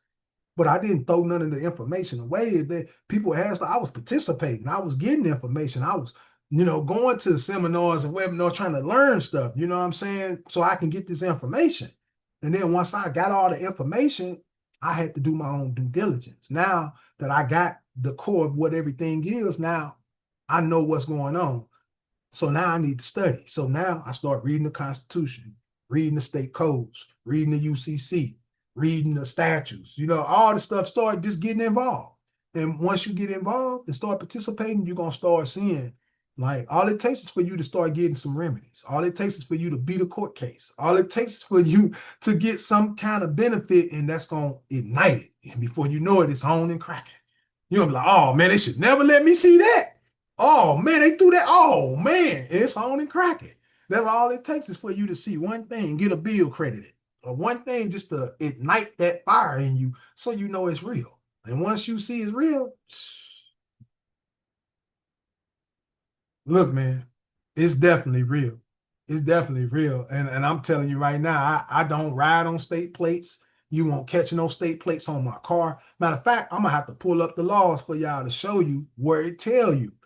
Man, I think the next time I come up, that's gonna be my next topic, where I show you in the code where it talks about the decals, the plates and stuff, and it tells you that it basically say you that they can only pull over. They're only supposed to be pulling over cars that have decals with the state symbol or seal on it, which represents that the state has some type of agreement or contract with that person, in which the officer has the rights under state policy to pull you over and do everything that he be doing based off, so understanding, that you how to rest it, mean how to deal with your car, because a lot of people say don't rest the car.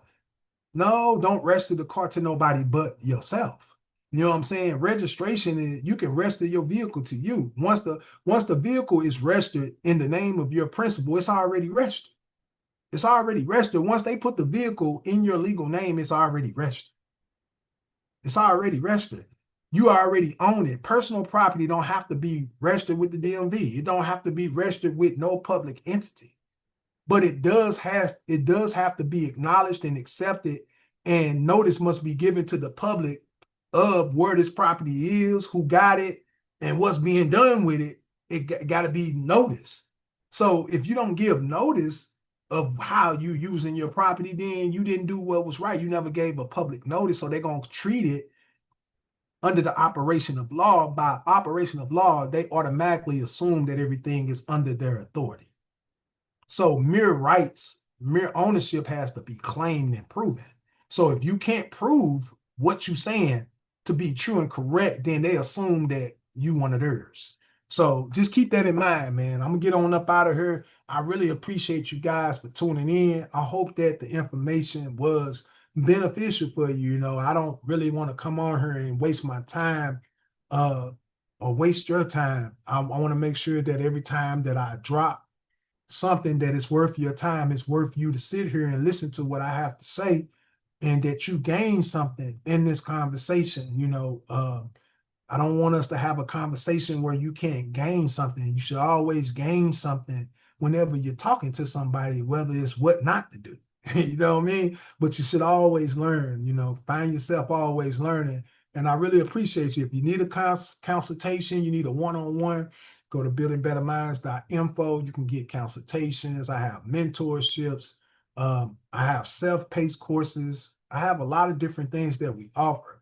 The things that's different with my courses and stuff is that you're getting a self-paced course based off the things that I've learned and the way that we structured it, so that when you're taking these courses, you're learning the proper way to assert yourself, how to identify certain aspects and elements of a contract. You got to take certain quizzes. It's basically like a teaching course where you take the course. It might be negotiable instruments as the course you pick. And in there, it's gonna go over negotiable instruments. You're gonna read. You're gonna take a quiz to make sure you comprehending the information. Then you're gonna take a test, and then it's gonna offer you different forms and documents and different things. Like it's gonna give you examples of, how to express yourself and how to make claims and all of that. So it's real. It's really set up for you, so you can actually, you don't have to go a whole bunch of places to figure out what you need to do. All the laws supporting it and everything will be added into that course. So when you're taking it, they give you all the laws, the rules that you need to enforce your rights, the forms, the documents you can use, all that. I put it all together for you. So keep that in mind, man. And with that said, I'm gonna leave y'all as I always do, in love, truth, and peace, freedom, justice, and equality for us all. Y'all have a blessed, y'all have a wonderful day. And remember, study, study, study to show thyself approved. Salute to all my real ones. I'll catch y'all in the next one. I'm out of here.